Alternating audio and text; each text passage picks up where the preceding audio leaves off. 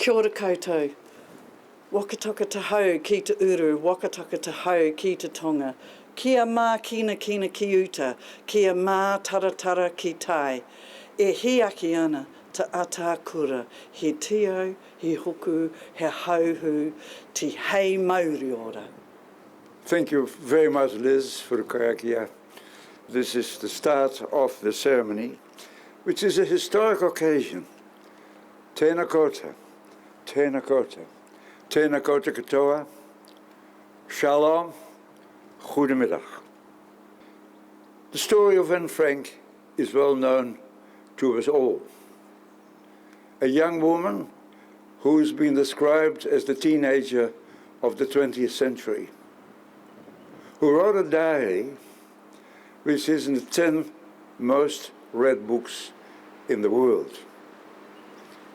She died in Bergen-Belsen after typhoid, and she was thrown in a mass grave. Yesterday would have been Anne Frank's 92nd birthday, and I was giving some thought today as I was on my way here as to what sort of person 92-year-old Anne Frank might be. And I suspect she would be a courageous fighter, a person who stood up for all those who are discriminated against, a person who got things done. That's who she would be today. And we have someone 2 years her senior in Boyd Klap, who's all of those things as well.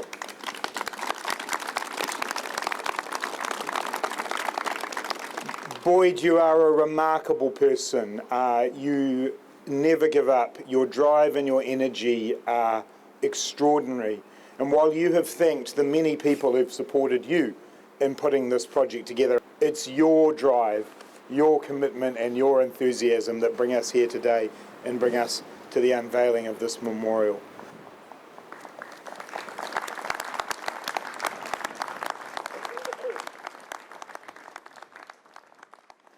The discrimination and the anti-Semitism and the appalling Holocaust that Anne Frank was in the midst of is the worst example we can think of in our lives of discrimination and hatred. Yet every single day we see elements of it around us. And so every single day it's our job to call that out, to strive to build the world that Anne Frank talked about. The world of hope and the world of courage and the world of love and the world of beauty. The fact that she could say that in the end she believes all people are good at heart. And so that's why what I take from today. This is an opportunity for us to acknowledge the life of an extraordinary young woman and recommit ourselves every single day to end discrimination and promote inclusion and respect. 2 years ago, we were here and planted the first 15 kopā trees.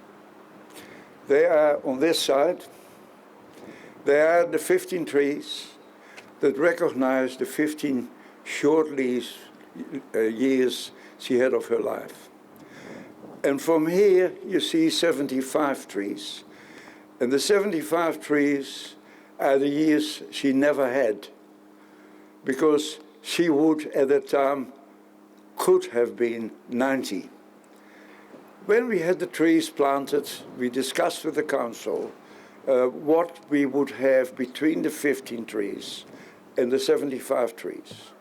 And it was suggested initially that we would have 2 seats there so people could sit, meditate, and realize and concentrate on what happened.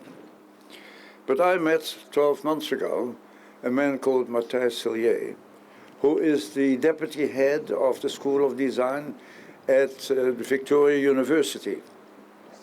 And Matthijs and I started talking, and he said, philosophically, we need something different. We need not just a statue of Anne Frank, we need something that people say, what is it?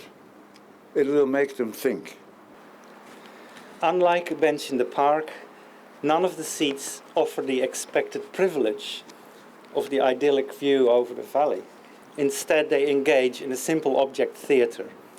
And here's something that you will not experience because you've already been here, but if a new visitor were to walk up that path and the eye level comes level with the grass, will all of a sudden think, hey, someone has left some chairs behind. It is in that unassuming way in which the memorial will introduce itself to the visitors. It's important to have the memorial, to never forget. Anne Frank gave us a message of hope and inspiration, and that is what this memorial does. It's a call on us to continue to actively promote tolerance and inclusion, understanding, and human rights for all. It's a call not to remain bystanders when injustice and discrimination occurs. It's a call to teach our children to be resilient and speak out in their schools when they see this happen. And that is also not an exception, unfortunately. It is also a call on us that we keep her message of hope and inspiration alive by focusing on what binds us, our shared humanity. We remember her and the 1.5 million children who were murdered in the Holocaust. We give another opportunity to others to reflect on the Holocaust and what it means, and we are reinvigorated to fight anti-Semitism and forms of hatred. Maar altijd kwam de lente weer. Je stak je witte kaarsen op. Je nam de vogels in je armen. Je greep de zachte blauwe hemel. Met al die 1000 vingers van je blad. White candles. But spring always came again. You lit your white candles. You took the birds in your arms.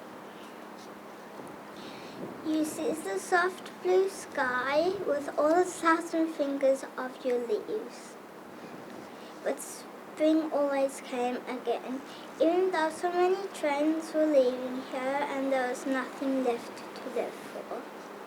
We're familiar with Anne's diary, and it is a call and a challenge for us all to root out the inequity that we see around us.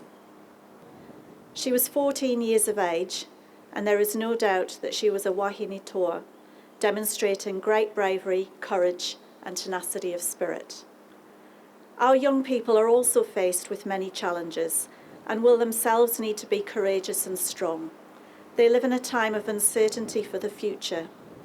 However, I feel heartened and reassured by their response to step forward and represent their generation. They have a deep understanding of the issues and are brave enough to engage in whatever ways they can. It is these actions that stifle the ignorance and prejudice that lead to the type of discrimination and persecution that Anne experienced. And may I suggest, when you really want to experience what discrimination is, that two of you face each other and somebody sits on the other chair and is not part of it. In memory of Anne Frank and all other children who lost their lives because of discrimination, intolerance, and prejudice.